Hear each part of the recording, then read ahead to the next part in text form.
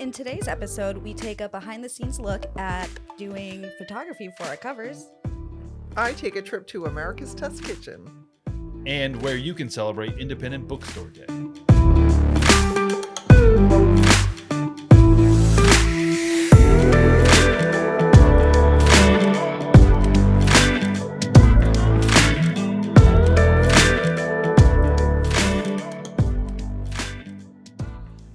I don't know if you guys know this, but our own Nick Del Judas is a photographer.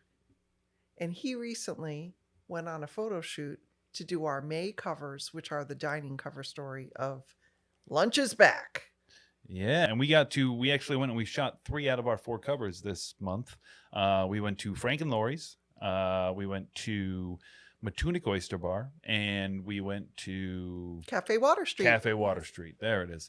And Jenna actually got to tag along for 2 out of 3 of those. I did. And she brought her own camera because she's been really boning up on her photography skills. Trying. But because Jenna was there and was able to get some behind-the-scenes shots, we're going to treat you to some of that right here. At Hey Rhody, every cover tells a story. But where do those stories begin? Where do they come up with these ideas? Well, first, it starts with a spark, an idea that just feels right for the moment. For our May issues, that spark was lunch, the kind that pauses your day and somehow resets everything. And let's be honest, when lunch is as good as it is across Rhode Island, how could we not build a whole cover around it? So we decided to bring you behind the scenes to show you what goes into creating a story that celebrates the simple joy of a great meal shared in good company. We want to invite you to have lunch with us every day for the rest of the week. For the Bay, we headed to Cafe Water Street, a cozy gem tucked in the town wharf in Warren. They serve everything from locally roasted espresso to made-to-order crepes and warm from the oven treats. We rolled in with our cameras, ordered one of just about everything, and let the natural light and those lattes do their magic. Then it was off to Providence, where Providence Monthly's cover shoot brought us to Frank and Laurie's. It's a go-to for comfort food with heart. Their seasonal menu is full of brunch and lunch classics that feel like a hug on a plate.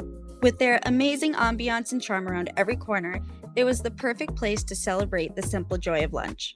From picking dishes to framing each shot, it's all about the little details, the ones that make these spots and their food unforgettable. You can find our latest cover story at your favorite local retailer, or you can find them online. We promise it'll leave you hungry for more. Keep it coming. The sponsor for today's episode is Rhode Island Energy, and they can help you save money, including 50 to 100% off approved insulation and 100% off air sealing. And it all starts with a no-cost home energy assessment. Schedule yours today at rienergy.com/save-at-home. That's rienergy.com/save-at-home. And now, back to the show.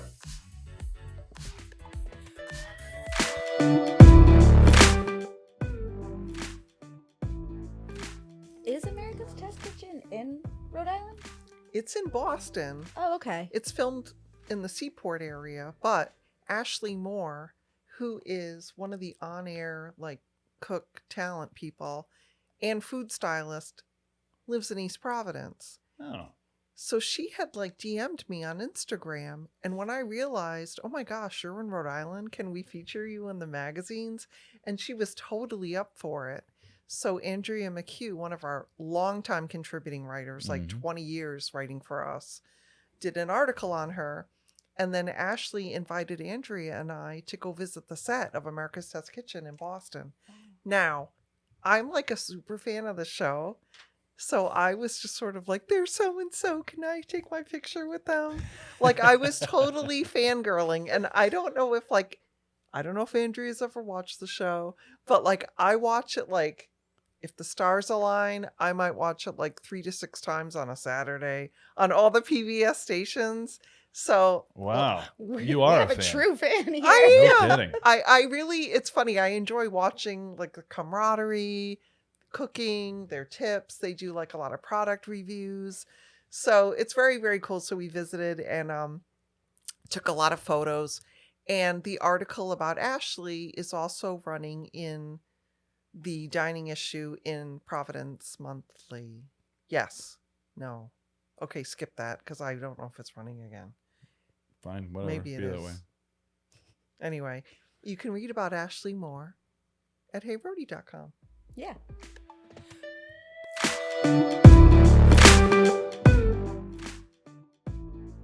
I actually have two. Why do you have 2 laminators? Because I couldn't find one of them, and then I found it, but I already bought the For other making one. lanyards. Yeah, I would like laminate like activities for the kids. Oh, The okay, Cadillac that of the makes sense. stationery world, a laminator. I love that. Very prized possession among the stationery folks. And why are we talking about stationery? Because in the April issues of all of our magazines, you can make yourself a bookmark of every independent bookstore in the state. And that's because what's in April? Independent Bookstore Day. Oh yeah. Oh yeah, it is. Oh yeah, Independent Bookstore Day. Which falls on the, how did I say, it was the 26th of April. Last Saturday of April. And it is a wonderful excuse that you don't need actually to visit your local independent bookseller. And some of them may participate, may not, but like I think it's the American Booksellers Association. They have all this merch that, you know, independent bookstores can have to like host little celebrations.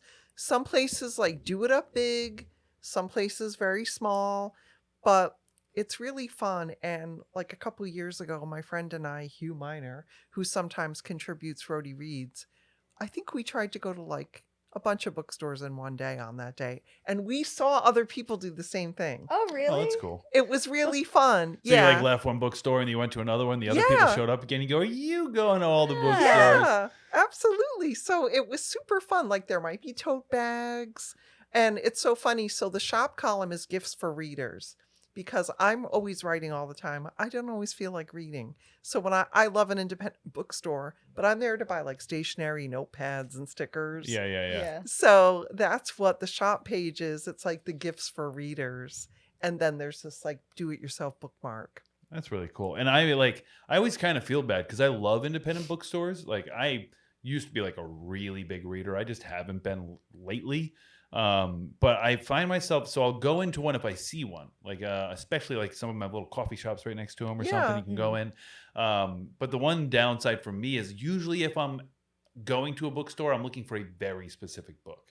I'm going because like there's something I want to buy. Yeah. And then I end up doing like, you know, what we all shouldn't be doing, which is like Amazon or something. Cause I can just search for it. It's there. I buy it, go on with my day. I like going to independent bookstores for just like, if you're looking to like spend an afternoon and you're walking around and maybe grab yourself a coffee and go inside. And they're always so like eclectic and They fun are. inside. And you So, can usually, if you plan in advance, if you want a particular book, yeah. you can always call ahead, ask them to order it Mm-hmm. for you. They'll get any book you want if they don't have it on site. Yeah, for sure. And a lot of the time the stuff I'm looking for, they would have. But, Yeah. I'm an impatient person most of the time. So I use my independent book days for like perusing and looking for something. I like going there when I don't have a plan. When I'm Yeah. just like, Yeah. I want Yeah. a new book and I don't know what it's going to be. I'd rather like hang out at an independent bookstore and peruse there than like, I don't know, a Barnes and Noble or something. And it's just not as fun to go to those places. I'd rather go to an independent. I don't even know if there are independents. Barnes and Nobles anymore, are there? There are. There are. Which There's one in Warwick Borders and closed, Smithfield. right? Is that what it was? Borders Yeah, just gone? honestly, I love my indies, but I also kind of support Barnes and Noble because I don't want them to go away either. Yeah, it's like the Because last they're like the bastion last of big ones, newsstand. yeah. They're the last newsstand, really. Oh. They have all the magazines. Mhm. So, yeah, so I kind of support them. I feel like they're an indie, even though they're not. But on Independent Bookstore Day, go to your indie. Yeah, they're all over the state, and you can find that list in the shop column of our April magazines.